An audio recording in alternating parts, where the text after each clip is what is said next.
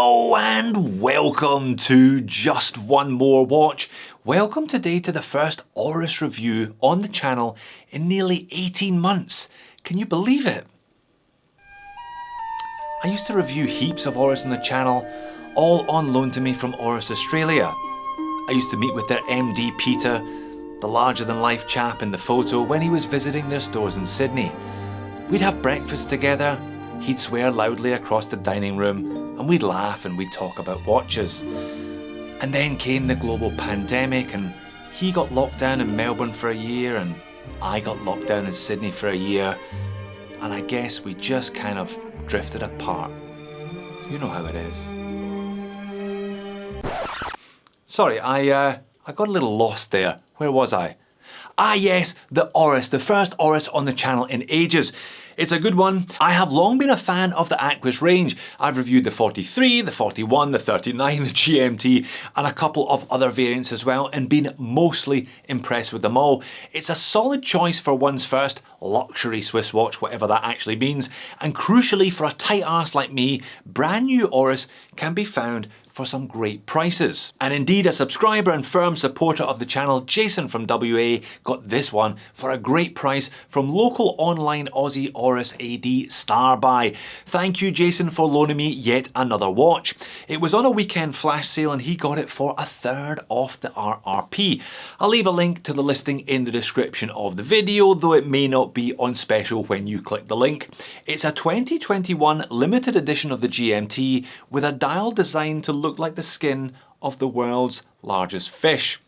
Believe me, it looks better than it sounds. Let's flip the camera and check it out. Alright, so let's get into it. I'm going to try and get to the dial as quickly as possible today because that is the money shot, but let's have a look at the packaging. Standard big cardboard box from Oris, and there we are, Whale Shark Limited Edition. Oris run a number of initiatives designed to help protect the oceans, or what we have left of them at least, and they have been sponsoring a whale shark scientist. He's one of their ambassadors. They launched this model in 2021 as discussed in honour of the ocean's biggest fish. Let's have a look at the watch then. 2-year warranty with these. You sign up with Oris, you register the watch for an extra 12 months, giving 3 years in total. That's not bad for the money they are charging for these. These are about 4.5 Aussie retail, about 3,200 US dollars retail. But like I said with Oris, don't pay retail. Don't be frightened of asking your authorised dealer for a discount on one of these. And there it is, what a dial. Don't worry, there will be plenty of macro footage of this one coming up. I would describe it as a kind of murky ocean green blue colour, perhaps slightly drab under certain lights and circumstances, but you can't really blame Oris for that. You can blame the whale shark for that. That's the look they were going for. Not too many whale sharks with sunburst skin or fume effects from head to toe, so they're just replicating as best they can what they find in nature with this one. Now the Oris GMT in this size is something that I have looked at before, so 43.5mm in diameter, but only 13mm thick. Definitely one of the strengths of this watch. I wouldn't normally wear a 43.5 myself, but I would have no problem wearing this one or recommending this one to someone with an average size wrist like I have because it wears beautifully. 49.5mm lug to lug definitely helps with that. Comes with the territory of an integrated bracelet. As such, lug width, non-applicable today. For what it's worth, it leaves the case roughly at 24, narrows down to 18, back up to 20 at the clasp. Now I haven't sized this bracelet. I've left a couple of stickers on it for Jason as well, but from memory, sized up for my 7-inch wrist, one of these should weigh in at 165 grams. 300 meters of water resistance from a screw down crown today, mildly double domed sapphire crystal with a reasonable amount of anti-reflective undercoating. We have a 120 click bi-directional bezel, which is a little bit unusual, but it certainly means that you can hit those half-hour time zones on the GMT there. And we have a split color, a bi-color ceramic bezel insert. Again, I'll show you more of that under macro shortly. Case finish on the Aquis has always been one of its strengths. Those crown guards are actually screwed on, so in theory they are replaceable if you do bash them. It is a semi-recessed crown. It's a nice guarded crown there with the Oris logo. A fine brush on the side of the case, but high polish on those upper lug surfaces and a high polish bezel. Very shiny ceramic bezel insert, so definitely a little bit of bling with this one. Definitely areas that will scratch if you're not careful with this one. And that applies to the bracelet as well. They've rather reversed the traditional brushed and polished sections with a fine brushing to those mid links, but high polish to the links on the outer edges. The clasp on this one is fairly compact, double security trigger, chamfered edges again in high polish with 3 holes of micro adjust. It's actually only a pressed upper with the Oris logo etched into it, but it is a fully milled scissor clasp and it has one of the best divers extensions that I've seen on anything, frankly. Really solid, really secure, all very neatly integrated into that clasp. So let's have a quick squiz at the Caseback before we flip this one over to look at that unique dial. They normally put display Casebacks on these, but I'm glad they haven't in this case because that is gorgeous. Whale shark etched there, deep etched there, it looks lovely. A mixture of brushed and high polished. Now this is a limited edition as discussed. Jason has unit 1309 of 2016. It's a 2021 release, but 2016 because in 2016 an international accord was granted to try and protect the whale sharks. So they're commemorating that by producing 2016 units. Now behind that Caseback, by the power of video editing, is one of these. It's an Oris 798, you and I would call it a Sellita SW330, hacking and hand winding 25 joule high beat 4-hand Swiss automatic. It's a clone of the ETA 2893-2, so it's a caller's GMT as opposed to a traveller's GMT. More useful for tracking a second time zone at home rather than for constantly adjusting your watch as you are crossing through different time zones. But enough of that. Look at that dial. Very, very interesting, putting an animal skin texture on the surface of the dial.